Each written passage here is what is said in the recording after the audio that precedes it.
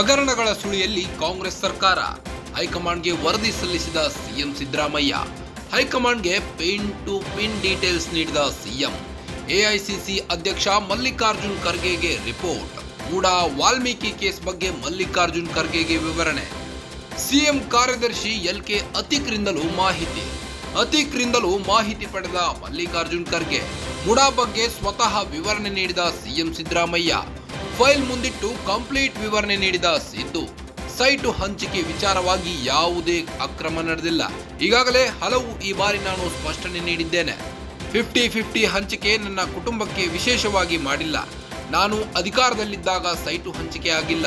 ಬಿಜೆಪಿಯವರು ಅಧಿಕಾರದಲ್ಲಿದ್ದಾಗ ಸೈಟ್ ಕೊಟ್ಟಿರುವುದು. ರಾಜಕೀಯ ಕಾರಣಕ್ಕೆ ನನ್ನ ಮೇಲೆ ಆರೋಪ ಮಾಡುತ್ತಿದ್ದಾರೆ. ವರಿಷ್ಠರ ಮುಂದೆ ಸಿಎಂ ಸಿದ್ದರಾಮಯ್ಯ ಸಮರ್ಥನೆ.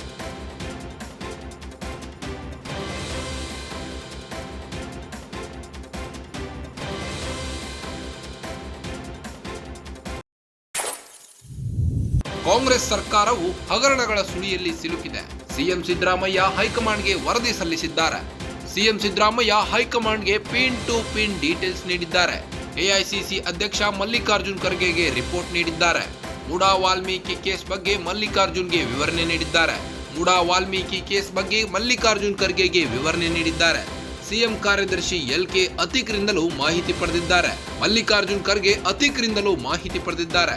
ಮೂಡಾ ಬಗ್ಗೆ ಸ್ವತಃ ಸಿಎಂ ಸಿದ್ದರಾಮಯ್ಯ ವಿವರಣೆ ನೀಡಿದ್ದಾರೆ. ಫೈಲ್ ಮುಂದಿಟ್ಟು ಕಂಪ್ಲೀಟ್ ವಿವರಣೆ ನೀಡಿದ್ದಾರೆ.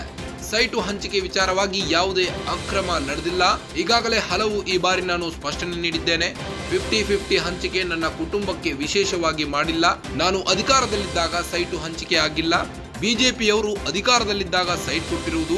ರಾಜಕೀಯ ಕಾರಣಕ್ಕೆ ನನ್ನ ಮೇಲೆ ಆರೋಪ ಮಾಡುತ್ತಿದ್ದಾರೆ. ವರಿಷ್ಠರ ಮುಂದೆ ಸಿಎಂ ಸಿದ್ದರಾಮಯ್ಯ ಸಮರ್ಥಿಸಿಕೊಂಡಿದ್ದಾರೆ.